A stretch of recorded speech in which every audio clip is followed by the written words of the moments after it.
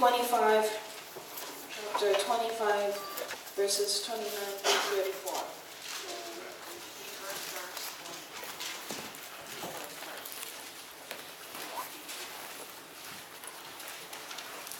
Everybody have it? In the Church of Bible, it's page 20. Page 1 in the Church of Bible. Thank you, Dustin. 25.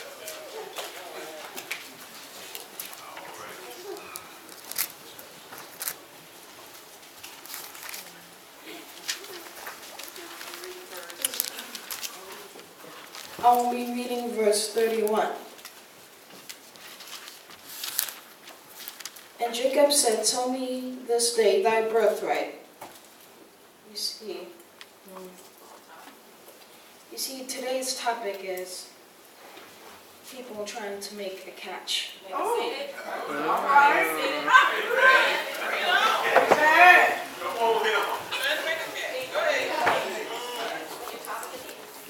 Today's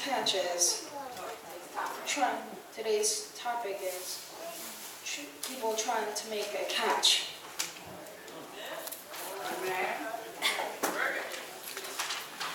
Now, if you would please come to verse 29.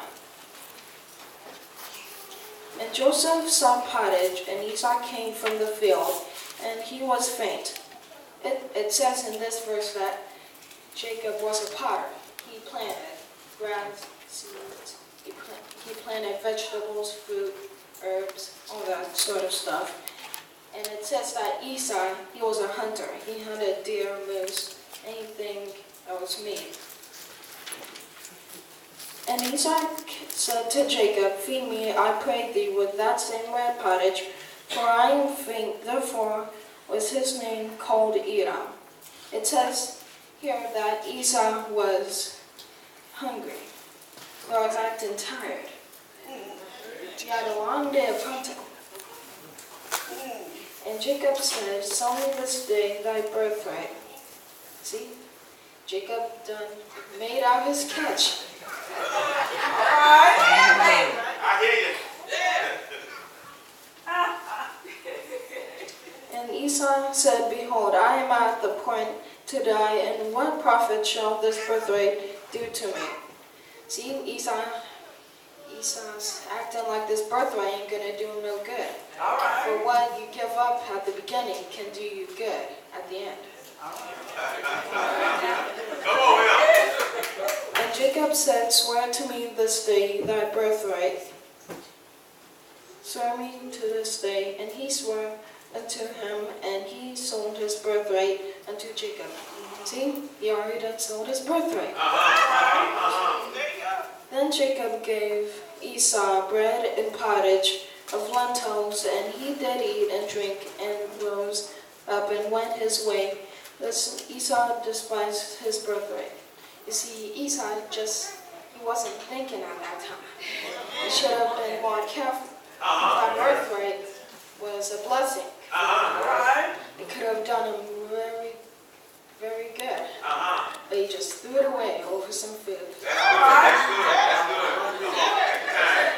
Take your time. Now, if you would please come to me to chapter 29.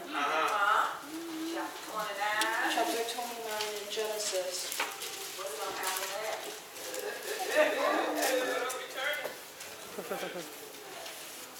All right.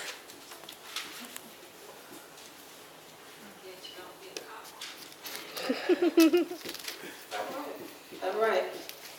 And Jacob said unto Laban, "Give me my wife, for my days are fulfilled, that I may go in unto her." See, Jacob was kind of catch. He had worked 7 years for Laban, his uncle. All right. And he wanted that. And he wanted Rachel. It's going to get a little twisted.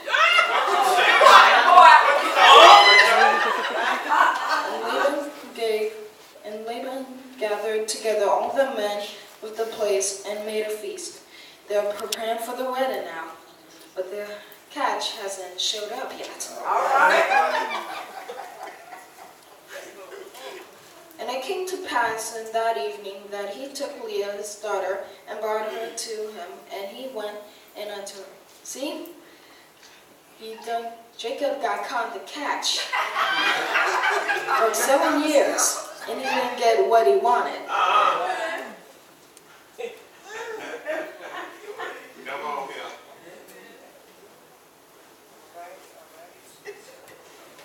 And Laban gave unto his daughter Leah Zilpah, his maid, for an handmaid.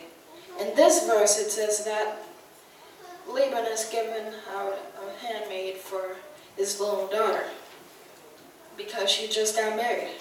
Just think of it as a wedding gift. And it came to pass that in that morning, behold, it was Leah, and he said unto Laban, what is this thou hast done unto me? Did not I serve with thee for Rachel? Wherefore then hast thou beguiled me? See?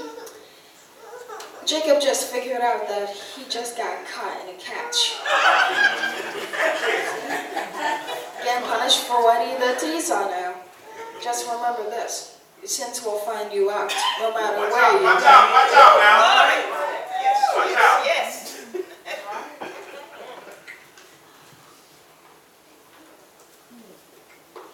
And Laban said, it must not be so done in our country to give the younger before the firstborn. You see, Laban left out some important information in their contract. That's how he got caught. Jacob, you should have been more specific.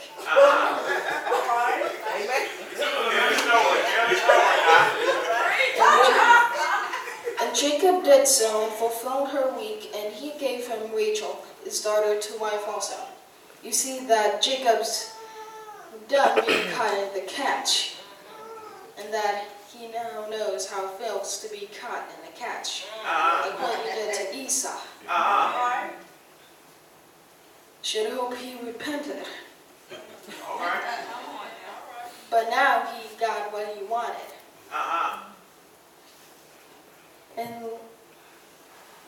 And Laban gave to Rachel, his daughter, Bilhah, his handmaid, to be her maid. And he went and also unto her, and to Rachel, and he loved also Rachel more than Leah, and served with him yet 7 other years. Well, I come to you already as a child, knowing that the world is full of people trying to get a catch. All right. What I mean by catch is that people are trying to deceive you and give you information, trying to get all the work out of you that they can. That's good. So be careful. You gotta work with honest man.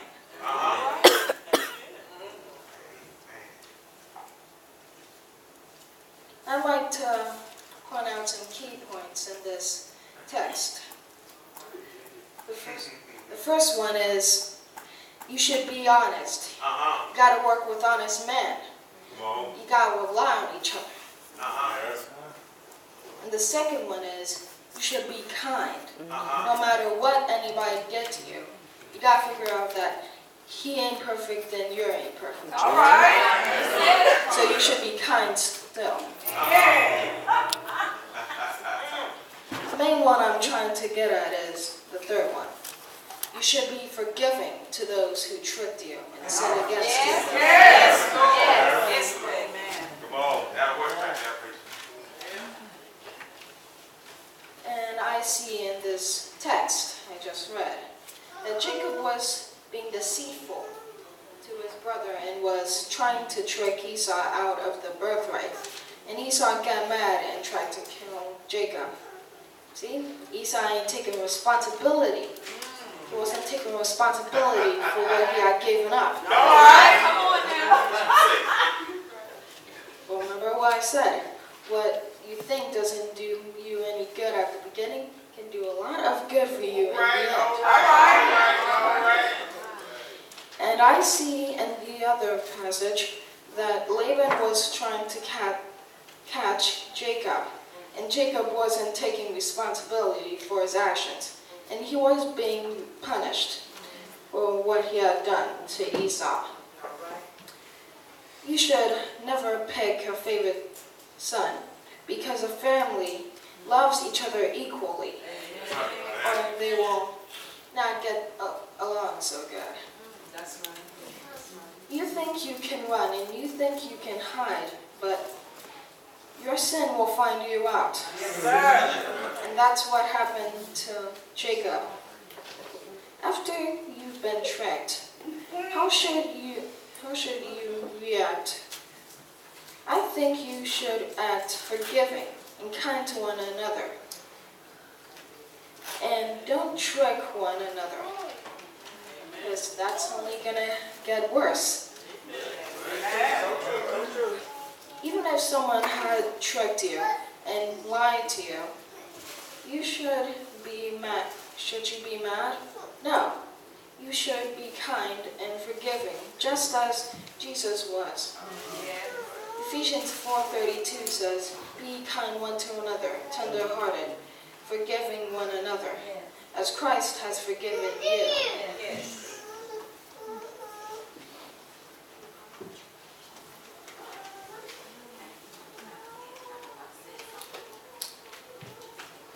Thank you for all your time listening. And I hope you listened to all what I had to say. Amen.